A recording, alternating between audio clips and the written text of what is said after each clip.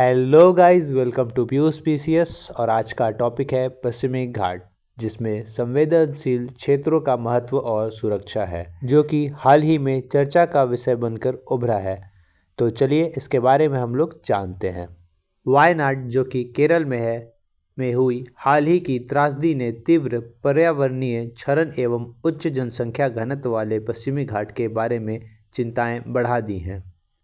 यह दक्षिण पश्चिम तट के समानांतर लगभग 1500 किलोमीटर तक फैला हुआ है, जो भारतीय प्रायद्वीप की सबसे प्रमुख भू-आकृतिक विशेषता है। यह घाट केरल, तमिलनाडु, कर्नाटक, गोवा, महाराष्ट्र और गुजरात राज्यों में फैला हुआ है।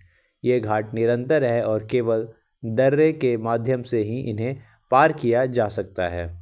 बता दें कि पश्चिमी घाट पूर्वी घाट से ऊंचे हैं। पश्चिमी घाट की ऊंचाई उत्तर से दक्षिण की ओर क्रमशः बढ़ती जाती है। सबसे ऊंची चोटियां में अनाईमुड़ी, जो कि 2695 मीटर है, और डोडा बेटा 2637 मीटर है, जो कि इसमें शामिल है। भूवैज्ञानिक साक्ष्य संकेत देते हैं कि इन पर्वतों का निर्माण गोंडवाना महाद्वीप के विखंडन के दौरान हुआ था।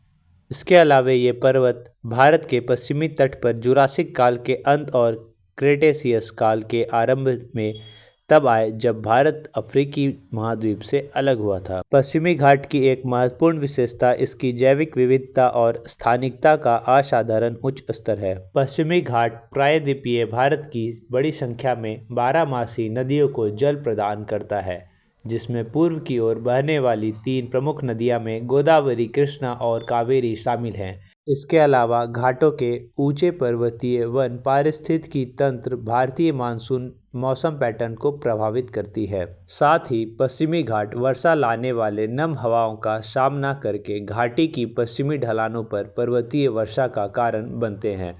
कार्बन डाइऑक्साइड के पृथक्करण में यह एक महत्वपूर्ण और जरूरी पारिस्थितिक कार्य निभाता है। पश्चिमी घाट और श्रीलंका के आर्द्र क्षेत्र में इसके भौगोलिक विस्तार को अब जैव विविधता के 8 सबसे गर्म स्थलों में से एक माना जाता है। गौरतलब है कि इसे यूनेस्को विश्व धरोहर स्थल के रूप में मान्यता प्राप्त है। इसके अलावा अब पश्चिमी घाट के खतरे को इस प्रकार से देखा जा सकता है।